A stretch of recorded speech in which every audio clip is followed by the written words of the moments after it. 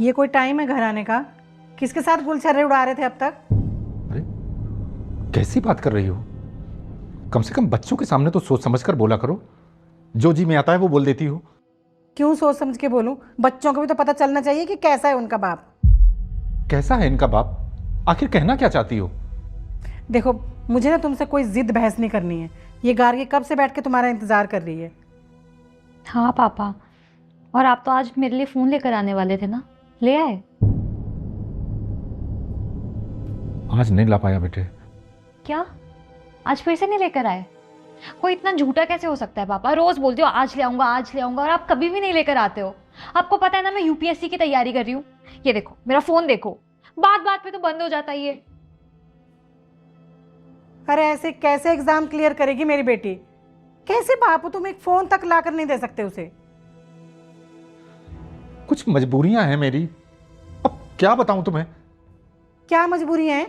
कोई दूसरा परिवार बसा रखा है क्या घर के बाहर?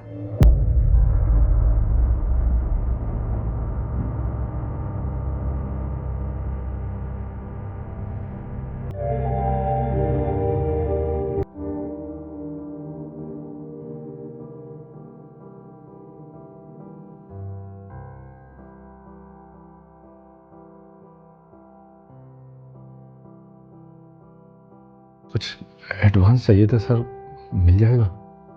एडवांस? यहाँ तुम्हारी जॉब का तो पता है नहीं कि रहेगी या नहीं रहेगी, तुम्हें एडवांस चाहिए? वो सर, बेटी यूपीएससी की तैयारी कर रही है, उसे मोबाइल दिलाना था इसलिए।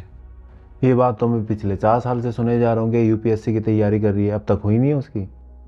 मेहनत तो बेचारी बहुत कर रही है, इस बार हो जाएगा सर। देखो तुम पहले ही और लोगों से बहुत कम काम करते हो, और कंप्यूटर तक तो चलाना नहीं आता तुम्हें।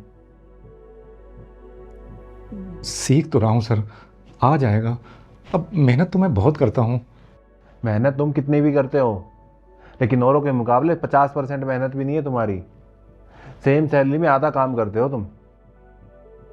सर रिक्वेस्ट कर रहा हूँ आपसे, अगर हो सके तो दे दीजिए।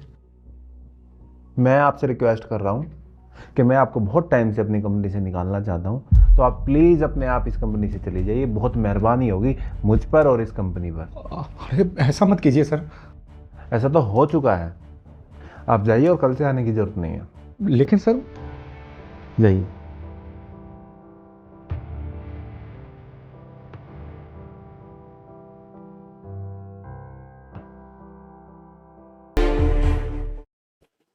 देख ले, अगर तेरी कंपनी में कोई जॉब मिल जाए तो। काम मुझे जो भी मिलेगा मैं कर लूंगा। ठीक है, तो फिर मैं तेरे फोन का वेट करूंगा भाई। ओके। घर वालों को क्या बोलूंगा कि जॉब चली गई? जॉब के साथ साथ तो मुझे जीने नहीं देते थे। अगर ये बता दिया कि अब जॉब नहीं रही तो वो तो मेरा जीना और भी मुश्किल कर देंगे। गार्गी को क्या बोलूंगा? उसे भी तो मोबाइल देना था। हे भगवान।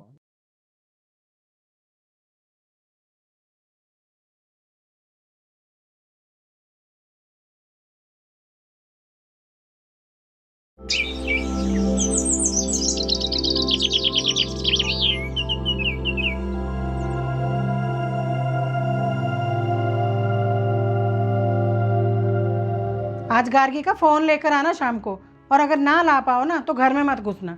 अरे खुद तो कुछ कर नहीं पाए पूरी जिंदगी, और अब ये चाहते हो कि हमारे बच्चे भी कुछ ना कर पाए।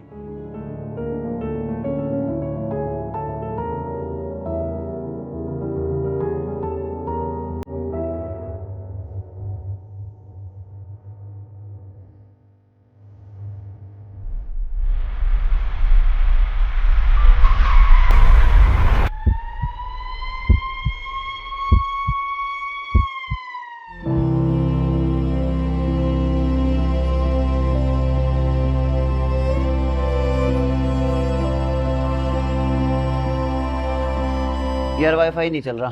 बिल भरना पड़ेगा। बस इतनी सी बात। माँ पैसे दो ना, बिल भरना है। कहाँ से दूं पैसे? दिख रहे हैं तुम्हें कहीं पैसे?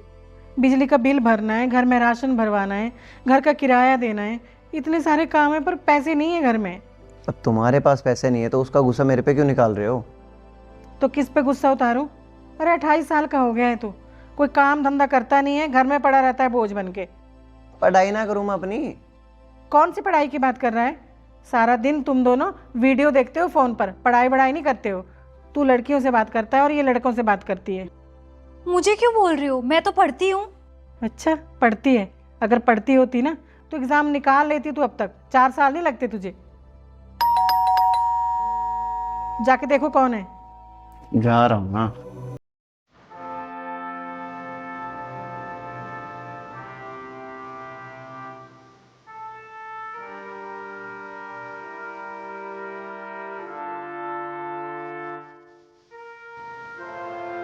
आंटी जी फोन नहीं उठा रहे आप हमारा? वो बेटा फ़ोन अंदर लगा है चार्ज पे। मतलब कि 4 दिन से आपका फ़ोन चार्जिंग पे लगा हुआ है। देखो आंटी, पापा ने कहा है अगर 1 हफ्ते में आपने किराया नहीं भरा ना तो आपको ही घर खाली करना पड़ेगा। हमें पता है आपके पति का देहांत हो गया है, इसीलिए 2 महीने से किराया नहीं मांगा हमने आपसे। अरे और कितना एडजस्ट करेंगे हम? हाँ, 1 हफ्ते का टाइम और दे रहे हैं आपको। अगर किराया नहीं दिया ना तो आपको एक घर खाली करना पड़ेगा, समझे?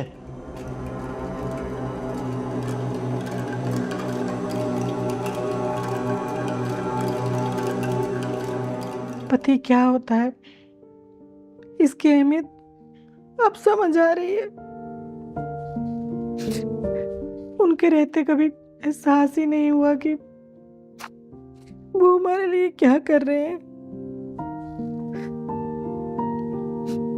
सारी जिंदगी बस उनको कोसती रही, कभी उनकी इज्जत नहीं की, कुछ भी बोल देती थी उन्हें, कभी उन्हें कुछ नहीं समझा। लेकिन अब समझ आया कि वो हमारे लिए क्या थे।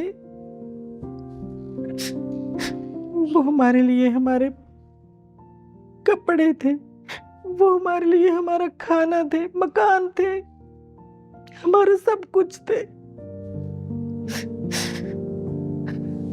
ठीक है। उन्होंने कभी हमें किसी चीज की परेशानी नहीं होने दी, हमारी हर जरूरत पूरी करते रहे। लेकिन हम तो लोगों को देखकर डिमांड करते थे ना। सही कहा माँ आपने। हमने भी आपको देखकर कभी पापा की इज्जत की नहीं।